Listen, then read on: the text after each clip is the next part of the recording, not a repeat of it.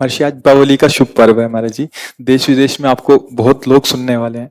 महाराज जी आपके कुछ आशीर्वचन कि आज क्या सावधानियां रखें, क्या करें क्या ना करें महाराज जी। असल बात क्या है कि हम जैसे सत्संग में बोले थे आज कि जितने भी हमारे त्योहार होते हैं वो भागवतिक होते हैं। इनमें कोई ना कोई संबंध हमारे भगवान की लीलाओं से होता है। जैसे ये दीपावली है तो अवध में भगवान श्री रामचंद्र जी, तो ये उत्सव मनाया गया। दीप, संपूर्ण अयोध्या दीप से प्रकाशित है। भगवान श्री राम 14 वर्ष वनवास के बाद अवध में जो है विराजमान हो रहे चक्रवर्ती सम्राट पद पे। तो ये अब इसे हम घर घर, हमें लगता है पूरे भारत में मनती होगी। सद्भावना तो है, पर हमको ये समझना पड़ेगा कि जैसे हम दीपावली उत्सव में जुआ आदि खेलने लगते हैं, लोग नहीं खेलने लगते कि भाई साल भर तो हम नहीं खेलते पर दीपावली को तो खेलें। क्यों भाई?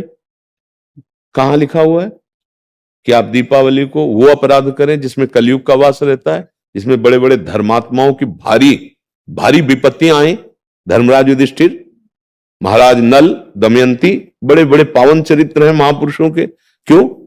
द्यूत कीड़ा में कलयुग का निवास है। कलयुग शराब पीना, मांस खाना, पर स्त्री गमन करना, स्वर्ण चोरी करना, द्यूत कीड़ा करना। द्यूत माने जुआ खेलना।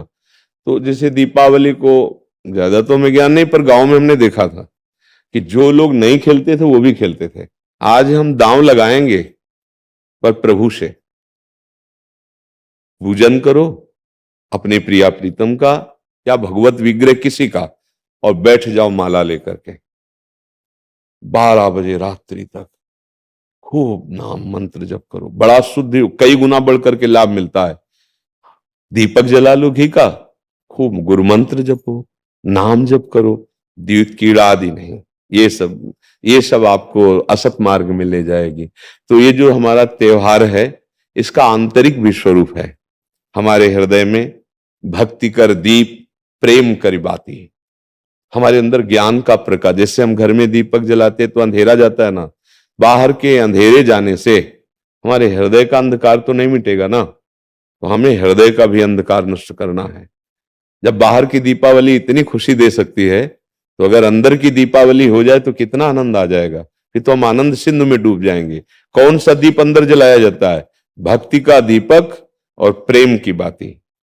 अगर भक्ति का दीपक प्रेम की बाती हो जाए तो उस प्रकाश जो प्रकट होता है उसे ज्ञान कहते हैं। उस ज्ञान से ये जितनी भी चिंता, शोक, दुख, मृत्यु आदि का भय है ये सब नष्ट हो जाएगा। अगर नाम जप करते हुए सब भगवत सेवा की भावना से प्रभु को समर्पित कर दो, अभी निश्चिंतता आ जाएगी, अभी डर समाप्त हो जाएगा। सबके हृदय में डर है, देख लो, कहने की बात नहीं है। वो एक दूसरे डरते हैं क्या? तू डर रहा है इसीलिए क्रोध को धारण किए हुए है। जो बलवान होता है, निडर होता है, मुस्कुरा के निकल जाता है। क्षमावान बलवान होता है, क्रोधी नहीं। हाँ, निष्कामी बलवान होता है, कामी नहीं। पक्का तुम्हारा जीवन पाप कमाने के लिए नहीं है। तुम पाप को पाप देख ही नहीं पाते हो जब तुम्हारी धन पे मात्र बुद्धि होती है या अन्य अन्य अन्य। मान लो ये सत्संग है।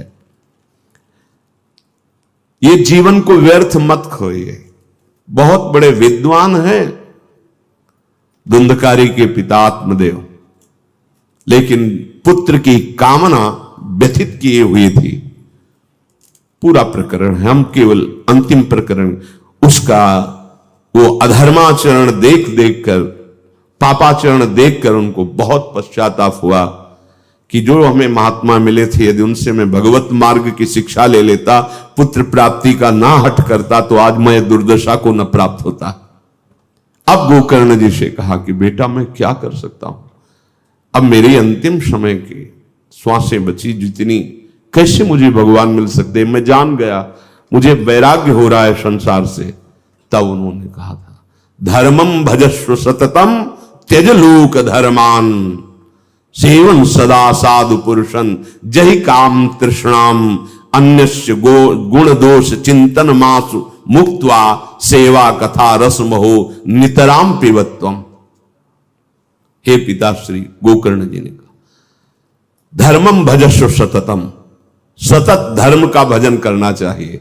तो मानो आत्मदेव जी ने कहा जीवन भर यही किया है पर मुझे शांति तो नहीं मिली ना। तो बोले त्यज लोक धर्मान, लोक धर्मों का पालन करने से परम धर्म की प्राप्ति होती है। अगर नहीं हुआ तो लोक धर्म में कहीं चूक हो गई आपकी। ये जितने लोक धर्म है इनकी पूर्णता है भगवत चरणारविंद की प्रीति। नहीं तो सो सब धर्म कर्म जर जाओ, वो धर्म कर्म में आग लगे जहां भगवान के चरणों की शरणागति नहीं, भजन नहीं, प्रेम नहीं। जहां न राम पद पंकज भाऊ, सो सब धर्म कर्म जर जाओ। इसीलिए श्री भगवान भी कहते हैं सर्वधर्मान परित्यज्य माम एकम शरणम ब्रज। ये परम धर्म है भगवान की शरणागति, भगवान का भजन। धर्मम भजस्व सततम, कौन से धर्म का सतत भजन करें? बोले त्यज लोक धर्मान, लोक धर्मों का त्याग करके सावई पुंसाम परो धर्मो, परम धर्म वही है जिसमें अधोक्षज अच्युत भगवान श्री हरि के चरणों की भक्ति हो। त्यज लोक धर्मान, बोले लोक धर्म का त्याग करके भागवत धर्म, प्रेम धर्म, परम धर्म में स्थित होने की मेरी सामर्थ्य खो गई है। तो बोले एक जगह ये सामर्थ्य प्राप्त होती है, सेवन सदा साधु पुरुषन। जाओ और भगवत प्रेमी महात्मा के चरणों का आश्रय लेकर उसकी सेवा करो और उनके वचनों पे चलो। पर ध्यान रहे महत्संगस्त दुर्लभ हो, दुर्लभ है, अगर मिल भी जाए तो दुर्गम हो। उनकी कृपा प्राप्त करना बड़ा कठिन होता है क्योंकि हमारी मानसिक बुद्धि होती है और मानसिक बुद्धि से हम उनको तौलते हैं। गुणातीत स्थिति को समझना गुणातीत होने पर ही आएगा। आप गुणों में हो, गुणातीत को नहीं तौल पाओगे, नहीं जान पाओ। इसलिए दुर्गम कह दिया गया। बहुत दुर्गम है महापुरुषों से कृपा ले पाना। और अगर निर्वाह कर ले गए तो अमोघस्य। तो बोले क्या दुर्गमता होती है? उनकी चरणारविंद में अपने आप को हम समर्पित करते हैं तो हमें वो अमोघस्य स्थिति तक पहुंचने में क्या दुर्गमता। तो जय काम तृष्णाम, सुने हुए भोगों की कामना भोगने के लिए, भोगे हुए भोगों को भोगने की इच्छा तृष्णा, ये काम कामना वासना मनते करियति दूर। इनका मूल है मद मान अभिमान। गुरुपद पंकज सेवा तीसरी भक्ति अमान। महापुरुषों के पास मान रहित होकर रहे। अगर मान रखोगे तो बहुत हानि हो जाएगी, चाहे जितने वर्ष रहो लाभ नहीं ले पाओगे। बछड़ा बनने पर पिन्हाएगी गाय और दुग्ध पान करोगे। अगर बछड़ा नहीं बनोगे तो है पूरे शरीर में दुग्ध पर पिन्हाएगी नहीं। बच्चा मान रहित होता है, मां डांटे तो भी मां की तरफ ही भागेगा, किसी अन्य की तरफ नहीं। छोटा बच्चा मां थप्पड़ मारे तो लिपटेगा वो मां की ही। ऐसे ऐसे सदगुरु, ऐसे भगवत प्रेमी महात्माओं का संग। जहि काम तृष्णाम और अन्यस्य दोष गुण चिंतन मासु मुक्त्वा। दूसरे के गुण दोषों का चिंतन कथन श्रवण त्याग दो। अगर ये नहीं त्यागा तो साधु समागम का लाभ नहीं मिल पाएगा। अन्यस्य दोष गुण चिंतन मास मुक्त्वा सेवा कथा रसमहो नितराम पिबत्वम। निरंतर भगवत सेवा, निरंतर भगवत गुणगान का पान करो। ये आज्ञा करी थी गोकर्ण जी ने अपने पिता को। हम अपने मानव जीवन को खो रहे हैं। बढ़िया मकान बना लिया, माना 50 करोड़ का तुम्हारा मकान बन गया, बड़ा सम्मान तुम्हारा देश विदेश में है, लोग तुम्हें आदर देते हैं, ठीक है, ये इस देश का है। अब तुम्हारा जहां जाना है वहां का वीजा नहीं बना है, पास नहीं। जहां जाना है वहां के खर्चा के लिए संपत्ति नहीं, सब यही रह गई। चलो अब भय शोक जन्म मृत्यु, इनसे तो तुम्हारा बैंक बैलेंस नहीं छुड़ा पाया। अब भोगो जो शुभ अशुभ कर्म, उनको भोगो। अगर बीच बीच में सत्य कमाई कर लेते राधा राधा राधा, तो ये जाएगी आपके साथ। ये आपको पास दिलवाएगी प्रिया प्रीतम के समीप जाने का। राधा राधा, जैसे कोई मार्ग में ऐसे तो सबको प्रणाम करते देख, जब कोई राधा राधा राधा एकदम हृदय आह्लादित हो जाता है, पास बन जाता है, ये अपना प्रिय लगता है। जाके मुख से धोखे निकसत राम, ताके पग की पग तली मोरे तन की चा। भगवन नाम, भगवत चरणारविंदाश्रय, जीवन बिल्कुल व्यर्थ खो रहे हो यदि ये नहीं है। मान लो अभी तुम्हारा अभिमान, तुम्हारा ये सब वैभव धूल धूसरित कर देगा काल, एक झटके में मिट्टी में मिला देगा। तुम्हारे साथ चलने के लिए केवल नाम है, केवल भगवद आश्रय है। बहुत अमूल्य है तुम्हारा जीवन, प्रत्येक क्षण का सच्चा इस्तेमाल करो। राधा राधा राधा, खूब कर्तव्य कर्म करो, इससे हल भी जोत सकते हो। राधा राधा कहते हैं व्यापार, नौकरी, बड़े बड़े कार्य जब युद्ध किया जा सकता है तो और क्या बात। इससे तुम्हें भगवत प्राप्ति हो जाएगी, जो मानव जीवन का परम चरम लक्ष्य है। संसार में जो हम इंद्रिय भोगों में विचरण करते हुए पाप कमा रहे हैं, उसका आंतरिक भाव है कि सुख मिलेगा, शांति मिलेगी, मस्ती आएगी। किसी एक को मिली तो बताना, मूर्खों की बात अलग है। अरे जब वो नाली में पड़ा, अपने को परम पद मान रहा है, तो ऐसे पुरुषों की तो बात अलग है। मदिरा पिए ऐसे, वो अलग बात है। लेकिन जो बुद्धि रखते हो तो सोचो, आज तक मस्ती मिली, आज तक तुम्हें वो मस्ती, एकदम अद्भुत आनंद जो कभी टूटे ना कभी छूटे ना, नहीं मिली। शांति मिली, नहीं मिली। सुख मिला, नहीं मिला। तो कर क्या रहे हो, कमाई किसकी कर रहे हो? हर कार्य इसी भाव से तो कर रहे हो कि सुख मिलेगा, शांति मिलेगी, दुख मिटेगा, लेकिन नहीं हुआ। इसका मतलब सही मार्ग नहीं है। तुम जीवन को व्यर्थ कार्यों में लगाते लगाते व्यर्थ हो गए हो, व्यर्थ का जीवन रह गया। देखो तुम्हारे संस्कार कितने गंदे हो गए। मन वही विषयों का चिंतन, वही विषयों का चिंतन। उन संस्कारों में इतनी दम है कि तुम्हारी अगली योनि पक्की।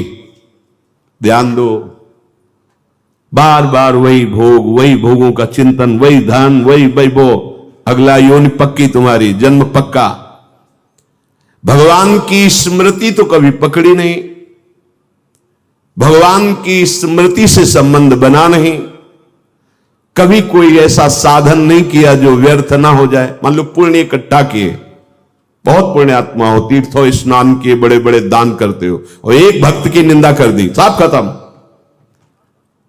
लेकिन आपने 10 बार राधा राधा कहा है। अब कोई भी अपराध बन जाए, हां भक्त निंदा करोगे, प्रभाव नहीं दिखाई देगा, लेकिन वो जमा है आपका, उसको कोई नष्ट नहीं कर सकता। वो ऐसी जगह आपका साथ देगा जहां कोई साथ देने वाला नहीं। नाम अविनाशी है, कोई भी अपराध नाम को नष्ट नहीं कर सकता, नाम के प्रभाव को रोक देगा, ये पक्का है। अगर आप वैष्णव अपराध करते तो नाम का प्रभाव आपके हृदय में नहीं पड़ेगा, निर्विकारता, आनंद, शुद्ध ज्ञान ये नहीं प्रकट होगा। इसलिए सावधान, नाम ही एक ऐसा है जो आपके साथ जाएगा, सुरक्षित है। क्या तुम इतना सुंदर मानव जीवन पाकर इतनी बड़ी हानि बर्दाश्त करोगे? तभी पछतावा होता है अंतिम समय। एकदम चेतना आती है, अरे जो वादा किया था प्रभु श्री की इस देह में भजन करके आपको प्राप्त, वो तो हुआ नहीं, जीवन व्यर्थ चला गया। जो हानि हुई उसकी पूर्ति तुम्हारे जीवन भर की कमाई से नहीं होने वाली, सब यही रह गए। अरे बहुत मूढ़ता है। अब तो बैंक है, लॉकर है, पहले दीवालों में गाड़ देते थे और लोभवश बताया नहीं, मर गए। जब दूसरे कोई दीवाल खोदते उनको देखा घड़े में भरे हुए आभूषण, स्वर्ण सिक्के, कभी वो ना तो धर्म में लगाया, न भगवत सेवा में, न खुद खा सके। कैसी मूढ़ता। इसलिए एक प्रार्थना सबसे है, तुम अपने जीवन में जैसे जी रहे हो, जो कार्य कर रहे हो, कर्तव्य कर्म, उनसे हटने की बात नहीं कहेगी। उनमें एक कार्य और जोड़ लो, नाम स्मरण, नाम जप। कितना सरल सहज है। प्रत्येक छोटे कार्य हो या बड़े कार्य हो, उनको भगवान को समर्पित करो और नाम जप करो। इससे तुम्हें भगवत प्राप्ति हो जाएगी। आगे चलकर देखोगे नाम तुम्हें पकड़ लेगा, तुम्हारे अंदर निरंतर नाम चलने लगेगा। बार बार लोग ये प्रश्न कर देते हैं कि हम गृहस्थ हैं। अरे उपासना की चरम सीमा में जिनका उदाहरण दिया गया वो गृहस्थ ही थी। ब्रजगोपी, यथा ब्रज गोपी का नाम, उनके पति थे, पुत्र, परिवार, सब सेवा। इसीलिए बड़े बड़े परमहंस वैरागी उनकी चरण धूल की वंदना की। क्या? कृष्ण प्रीति। गोपीजन। ये आप लोग जो कह देते हैं हम गृहस्थ हैं, ऐसा ऐसा, कितना कार्य। अब आपको धान कूटना पड़ता है क्या? चक्की चलानी पड़ती है क्या हाथ की? आपको क्या, ना आपके पास गौशाला है कि आप स्वयं गौओं की सेवा करके दुग्ध, ये सब कार्य गोपीजन करती थी। पूरे घर को लीपना पोतना, सब कार्य करना, पति पुत्र आदि सबकी सेवा और चित्तवृत्ति भगवान में। और ऐसी स्थिति कि बड़े बड़े परमहंस गोपी चरण वंदना। कौन है त्रिभुवन में जो गोपी चरण वंदना न करता? कौन ऐसा है? ये भ्रम छोड़ दीजिए कि हम गृहस्थ में तो हमें अध्यात्म की ऊंचाई पर चढ़ने का अधिकार नहीं, या हम चढ़ नहीं सकते। गोपीजन उद्धव जी से कहती हैं, उद्धव तुम्हारे नयन अधूरे। वाए क्या थे? गोपीजनों को पूर्ण करने के लिए कि हमारे श्री कृष्ण परब्रह्म परमात्म तत्व हैं, ये गोपीजन नहीं जानती। जाके उपदेश करूंगा, गोपीजन निहाल हो जाए, उनका रोना बंद हो जाएगा, हमारे प्रभु के आंसू बंद हो जाएंगे। बड़े गर्व से आए थे। और जब गोपीजनों से बात की तो गोपीजन उद्धव जी को क्या कहते, आए हो तो जान लो कि तुम अभी अधूरे हो। उनको लगा बृहस्पति शिष्य अधूरा कैसे? गोपीजन के तुम अधूरे हो, तुम हमें उपदेश देने आए हो। सुनो, स्थिति किसे कहते हैं? तुम स्थिति बता, तुम समझते हो गोपीजनों के हृदय में हम स्थिति पैदा कर देंगे आत्मज्ञान प्रकट करके। तो उद्धव तुम्हारे नैन अधूरे, तुम्हारे नैन अधूरे, पहुंची न पावत मोर महा। कैसे जानोगी स्थिति? तुम्हारे नेत्रों की क्षमता ही नहीं कि हमारे उस हृदय देश में प्रवेश करें जिनको तुम परब्रह्म समझाने आए हो। वो हर समय आसक्त चित्त होकर हमारे हृदय रूपी भवन पे खेल रहे हैं। तुम्हारे नेत्र पहुंच पा रहे हैं? पहुंची न पावत मोर महा, जहां बसत श्याम नित रूरे। उद्धव तुम्हारे नैन अधूरे। तुम समझते होगे कि हम वियोग के आंसू बहा रहे हैं, तो श्री कृष्ण मथुरा में हमारे हैं, नेत्र नहीं तुम्हारे, जो हमारे हृदय मंदिर में खेल रहे हैं, उनको तुमने देखा? छीन नहीं छाड़त उर मंदिर को, समुझ परम निज धाम। लीला करत विचित्र विविध विधि, पूरित प्रेम ललाम। मेरे हृदय रूपी वृंदावन को कभी नहीं छोड़ते मेरे लालजू। वो विचित्र विचित्र लीला करते रहते हैं। एक क्षण के लिए कभी हमारा वियोग नहीं हुआ प्रीतम श्री कृष्ण से। उद्धव जी से कह रही, जहां मेरे प्रीतम लीला कर रहे हैं वहां तुम्हारी क्या बात है? ब्रह्मा का भी प्रवेश नहीं है, ब्रह्मा की भी दृष्टि वहां नहीं जा सकती। तहां न प्रवेश करन पावत को, विधि हर सुर सिर मोर। सुख दुख भुक्ति मुक्ति, नहीं ज्ञाना ज्ञान रहित तेहि ठोर। उद्धव हमारी हृदय की स्थिति जहां है वहां तुम्हारी क्या बात है कि प्रवेश कर जाओ ब्रह्मा जी की और यहां तक कि भगवान शंकर की हुई, और देवता फिर क्या। ना सुख की, ना दुख की, ना भोग की, ना मोक्ष की, ना ज्ञान की, ना अज्ञान की, किसी की ताकत नहीं। वहां प्रवेश कर जाए जहां मेरे लाल जो मेरे हृदय मंदिर में खेल रहे हैं, हृदय वृंदावन में खेल रहे हैं। आप कहोगे महादेव जी, तो महादेव जी गोपी वेश धारण करके कुछ समय के लिए रास भर में प्रवेश हुए, अन्य लीला विलास में नहीं। जहां गोपी वृंदावन एक बार आया है वर्णन कि महादेव जी गोपीश्वर होकर वहां रास में, लेकिन विलास में यहां तो निरंतर रस विलास नहीं। गोपीजन कहे कि विधि माने ब्रह्मा, हर माने महादेव, सुर सिरमौर अर्थात देवराज इंद्र या बड़े बड़े लोकपाल, और ना किसी लोक परलोक के सुख का प्रवेश है, ना दुख का प्रवेश है, ना भुक्ति का अर्थात भोगासक्ति का प्रयोग, और ना मुक्ति का प्रवेश है, ना ज्ञान का प्रवेश है, ना ज्ञान का प्रवेश। ये गोपी हृदय, इसीलिए यथा ब्रज गोपी का नाम। एक अनन्य श्याम सुंदर को यह नित लीला धाम, ये दिव्य देश तहां बसे निरंतर, नित्य उनके संग अभिराम। ये जो मेरा हृदय देश है, इसमें नित्य निरंतर श्याम सुंदर लीला परायण है।